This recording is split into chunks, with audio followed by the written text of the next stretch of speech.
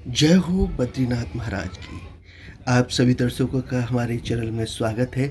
हम ब्रज के बद्रीनाथ जी के दर्शन करने के लिए आए हुए हैं और उत्तराखंड के दर्शन और ब्रज के दर्शन मात्र बराबर हैं। फल दोनों की प्राप्ति वही होती है जो उत्तराखंड के दर्शन करता है या ब्रज के दर्शन करता है, फल की प्राप्ति वही होती है। कहते हैं कि 4 परिक्रमा बद्रीनाथ जी की ज़रूर लगानी चाहिए। तो कई भक्त यहाँ परिक्रमा लगा रहे हैं, तो चलिए हम भी शुरुआत करते हैं। परिक्रमा लगाते हैं पहले, उसके बाद प्रभु के दर्शन करेंगे और यहाँ पर क्या क्या है वो आपको दिखाएंगे। चलिए हम लोग परिक्रमा लगाते हैं, बोलते हैं राधे राधे राधे राधे राधे राधे। आप भी बोलिएगा मन मन में, और मन से, मानसिक मन से आप परिक्रमा भी लगाइएगा, तो आपकी भी परिक्रमा हो जाएगी प्रभु की, है ना। तो चलिए परिक्रमा लगाते हैं हम लोग।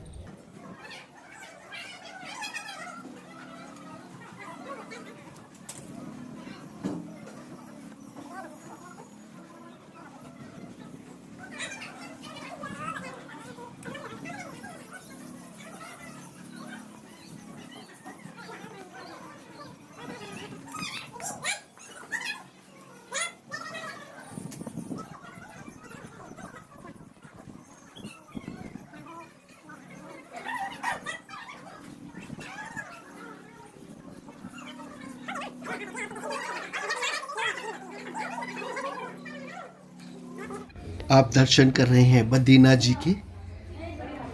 जय हो बद्रीनाथ धाम की, उद्धव जी के, नर भगवान के। यहाँ ब्रज में सभी तीर्थ विराजमान है। आप जो छवि देख रहे हैं बद्रीनाथ जी की, अभी वही छवि हमको उत्तराखंड में दिखाई देती है। यहाँ पर सभी मूर्तियाँ स्वयंभू हैं। ये इनको किसी ने तराशा नहीं है, ना ही किसी ने बनाया है। ये एक ही शिला में ये सारे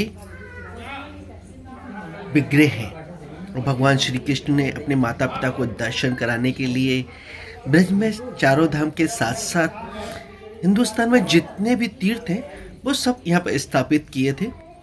समस्त ब्रजवासियों को लेकर भगवान श्री कृष्ण यहाँ पर आ गए थे और सबसे कहा था, आप जिन जिन धामों के दर्शन करने चाहते हैं उनको सबको याद कीजिए, वो यहाँ सब प्रकट हो जाएंगे। इसलिए पूरे हिंदुस्तान के सभी तीर्थ यहाँ पर विराजमान है। आप रामेश्वर महाराज के दर्शन कर रहे हैं, वहाँ महादेव के दर्शन कर रहे हैं। माता पार्वती भी विराजमान है बगल में, आदि गणेश भी है। और ये भरतपुर डीक है, वहां पड़ता है भरतपुर में। ये विग्रह है राधे कृष्णा के, ये विग्रह रखे हुए हैं ये यहाँ पर। बाकी सारे विग्रह स्वयंभू हैं। आप लोग मथुरा आइए, मथुरा से गोवर्धन आइए। गोवर्धन से 2 रास्ते जाते हैं, एक बरसाने वाला, एक बिल्कुल सीधा रास्ता आता है डीक के लिए। तो आप डीक वाले रास्ते पर आएंगे, वहां से लगभग 35 किलोमीटर दूर बद्रीनाथ जी का धाम है। ऊपर से आप दर्शन कर रहे हैं। पीछे जो पर्वत आपको दिखाई दे रहा है वो नारायण पर्वत है।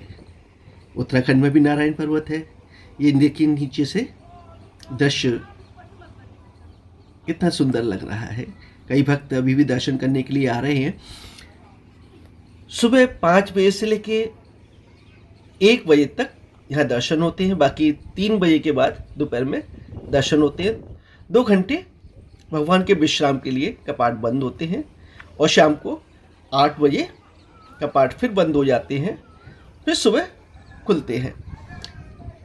कई भक्त यहाँ पर खड़े हुए हैं प्रसादी के लिए।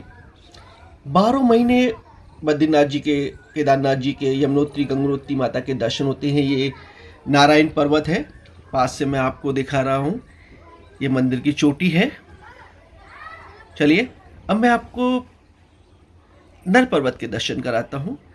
अभी ये नारायण पर्वत है और इधर बगल में नर पर्वत है। ये आप लोग दर्शन कीजिएगा नारायण पर्वत और नर पर्वत के। यहाँ ब्रज में सुकून शांति बहुत है। ब्रज 84 कोस में जितने भी हिंदुस्तान में तीर्थ हैं वो सारे ब्रज 84 कोस के अंदर ही आते हैं।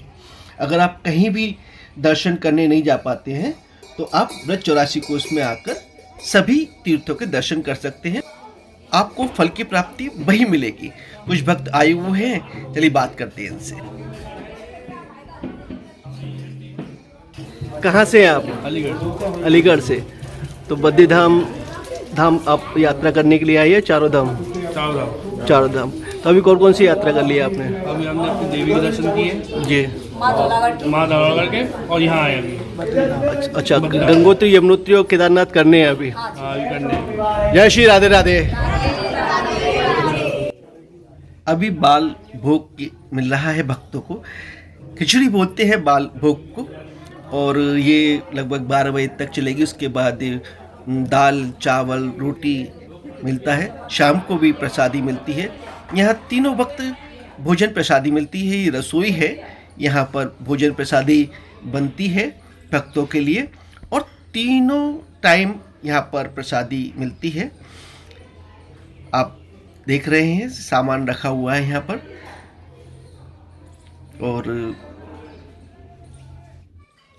आप लोगों से गुजारिश करूंगा, कृपया हमारे इस चैनल को लाइक करें, शेयर करें, सब्सक्राइब करें। राधे राधे, जय बद्रीनाथ जी की जरूर लिखिएगा।